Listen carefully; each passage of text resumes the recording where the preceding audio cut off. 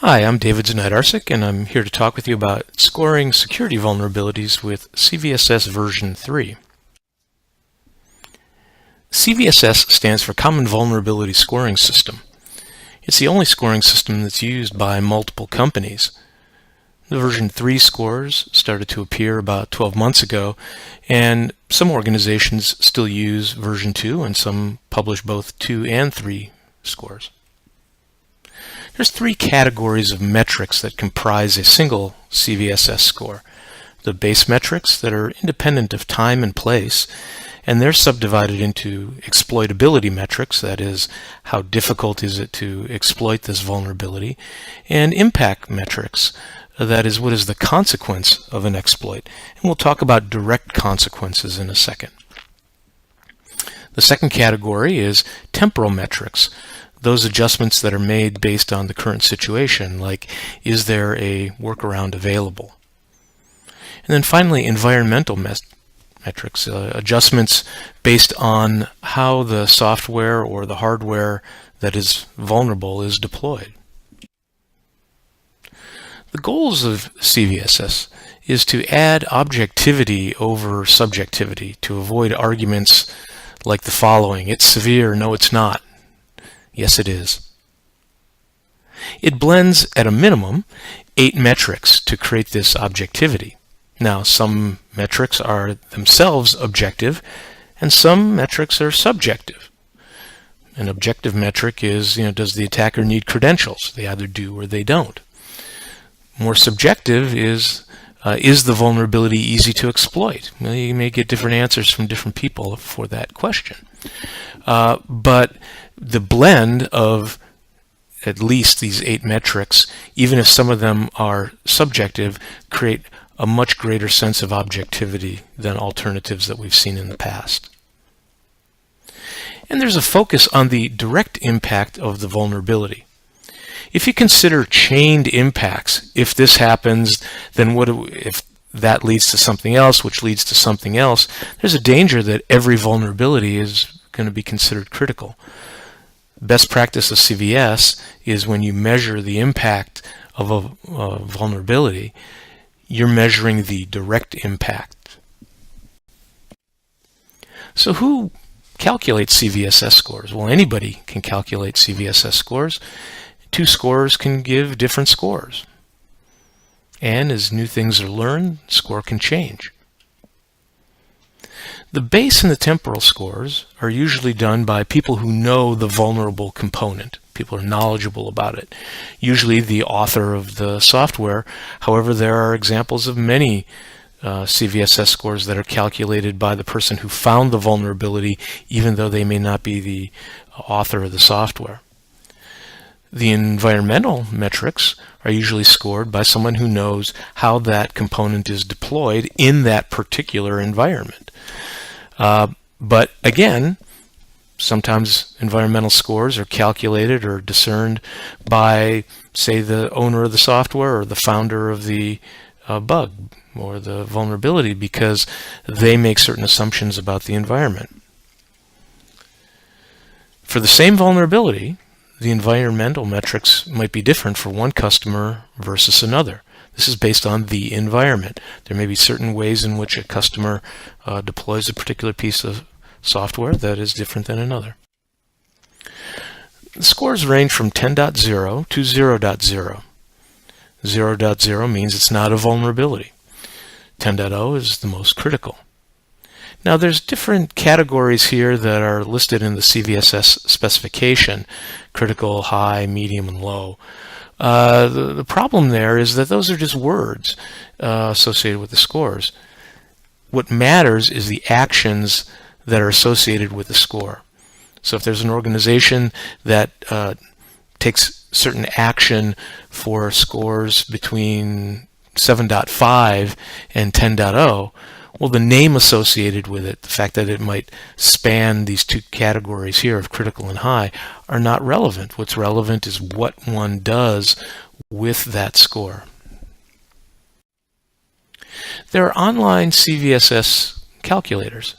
First.org is the one that I use because they own the CVSS version 3 specification, you could find that calculator there. There's other calculators at other places. Online, there are calculators which are written as Python modules, Excel modules, and so forth. So how do you publish a CVSS score once you create it? Well, publishing just the score, like 7.1 for example, is good for determining action if your action is based on the particular CVSS score. But publishing only that score makes it difficult to revise. Every time you calculate a CVSS score, you're given a CVSS vector, and it's a set of keyword value pairs which detail the individual metrics that you've chosen. In this case, this is a vector of a CVSS 3.0 score with 8 keyword value pairs. We'll describe the keyword values later, but it suffices to say that these are the subcomponents necessary to calculate that score. Now, if you want to change one of those components, if you learn something new and you want to change a metric, you start with that vector that you see here, and then you modify just the one score, one metric, to get a different score. But even better, if you publish the vector URL, then the reader can click on that URL and be taken to the same online CVSS calculator that you used, and that will be pre-populated with the vector's metrics. So here's an example of a link to first.org's calculator, where you'll see at the end that's the exact same vector as I've specified in the second bullet up there. But if you click on that link, you go to an online calculator. In the next slides, I will explain each metric. Base metrics.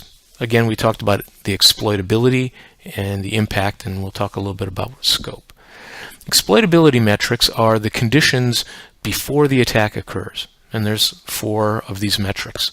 The attack vector. Is it N? The attack can come from the internet. Is it A? The attack must come from a LAN. L?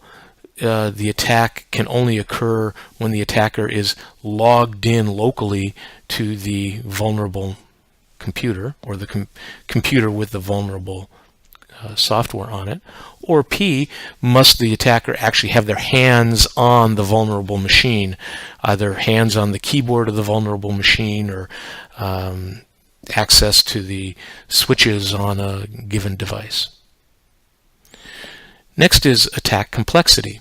This one is one of the more subjective ones. Is it an easy, simple step attack, or is it a difficult multi-step attack? Next, the privileges required. Are there any credentials required in order to affect this attack? If no, then it's N. If you have to be logged in with a user level account, L. And if you have to be an admin, then it's high. Privileges required. And as you can imagine, the score is much higher, meaning much more severe, if you don't require any credentials, and much lower if you have to be an admin to log in, if the attacker has to be an admin in order to affect the attack. And the final exploitability metric is user interaction. Is there any user interaction required? No, or you need action by an unwitting user. You need to trick them to click on a link or open an attachment or visit a particular location. Scope.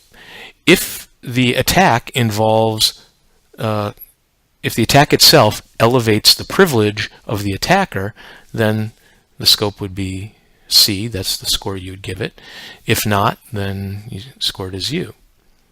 Now the impact is such that you calculate the impact based on the scope.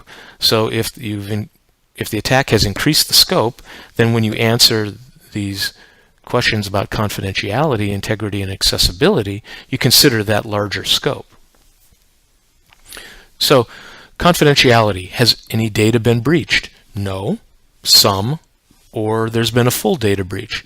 And by full data breach, I mean the attacked component, all the data in the attacked component. It doesn't necessarily mean full data in the whole data center. It just means has the confidentiality of that vulnerable component, has all the data been breached in that component. Integrity.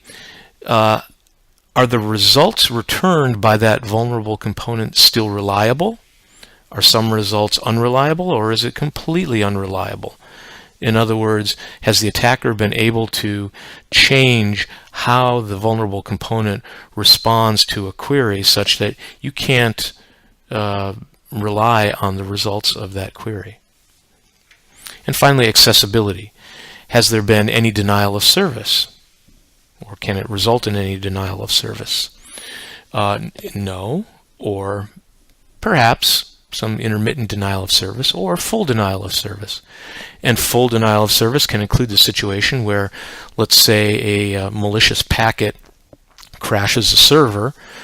If the server comes back up, if the attacker can just resend that packet and crash the server again, then that's full denial of service. It means they've can shut it down reliably again and again and again.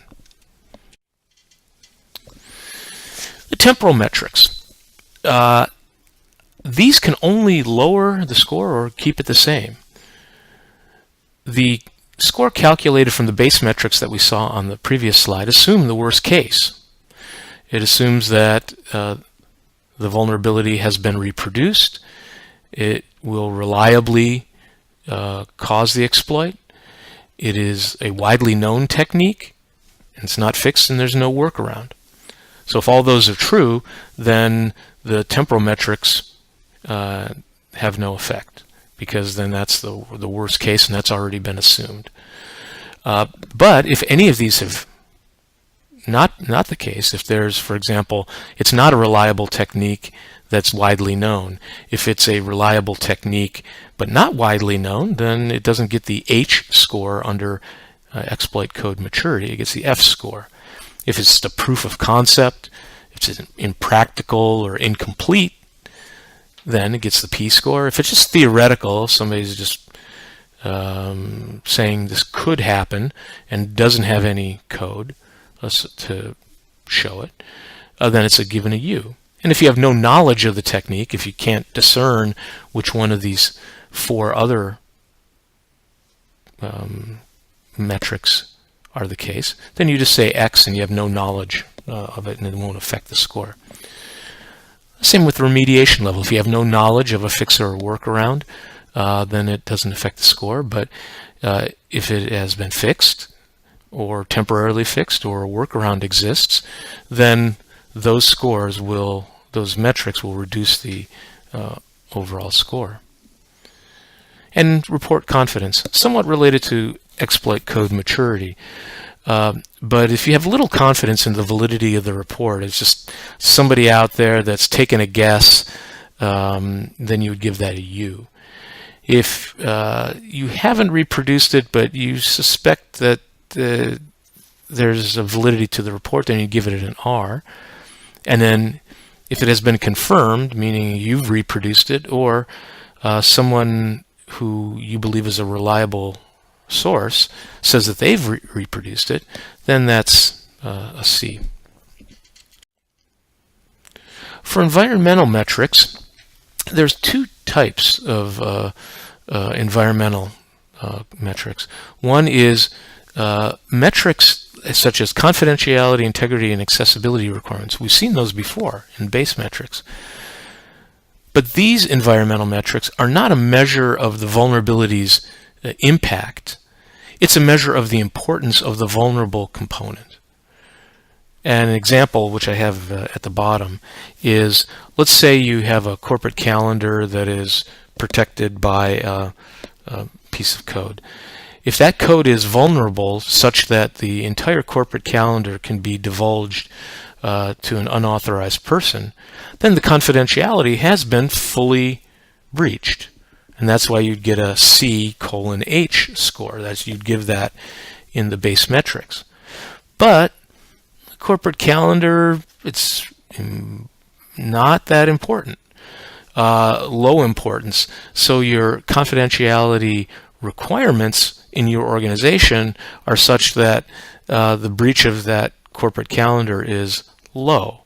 So the severity of the vulnerability would be tempered by the fact that the corporate calendar is not that important in your organization.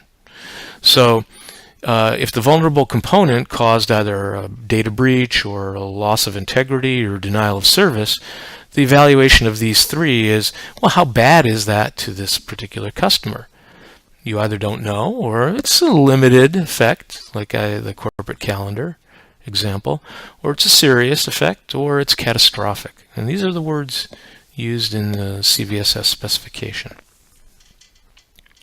So there's another type of environmental metrics, which are overrides.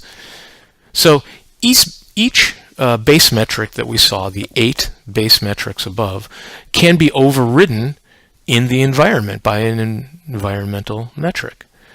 This means that in the broadest sense, the base metrics describe what possibly can happen. The environmental metrics say, in this environment, this can't happen, or maybe even worse. So it goes both ways. You can have mitigating circumstances in the environment that decrease the severity of any of the base metrics. And an example is our server is vulnerable to a malicious denial of service network packet, but this particular customer deploys their own web application firewall in front of that server. So accessibility is bad. The exploit is bad for accessibility because our server is affected by this malicious denial of service packet. But because of the web application firewall, the modified accessibility, MA as opposed to A, is no, there's no effect whatsoever because the WAF blocks the packet.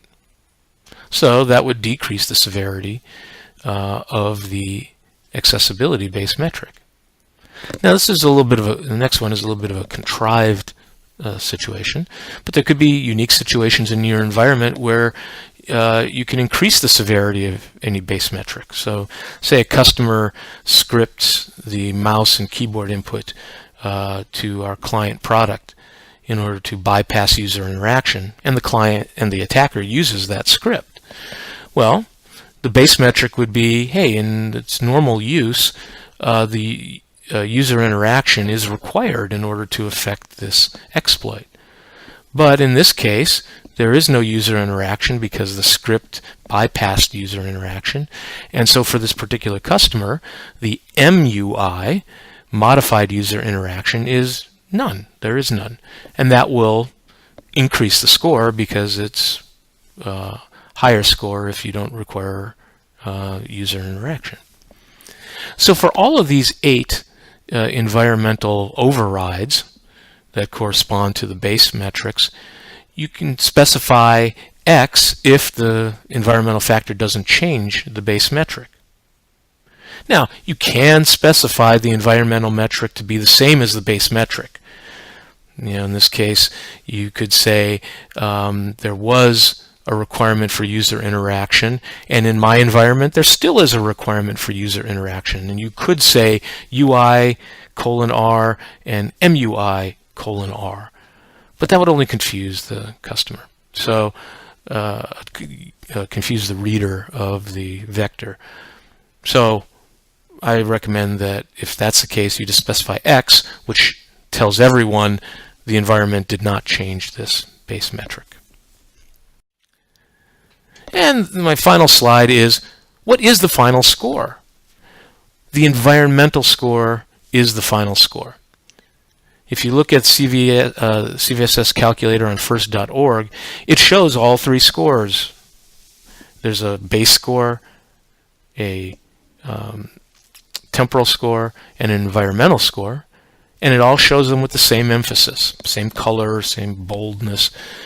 Well, the environmental score considers the base metrics, temporal metrics, if any, and environmental metrics, and overrides, if any. So that is the final score you use in your calculation of what your actions should be. Thank you very much.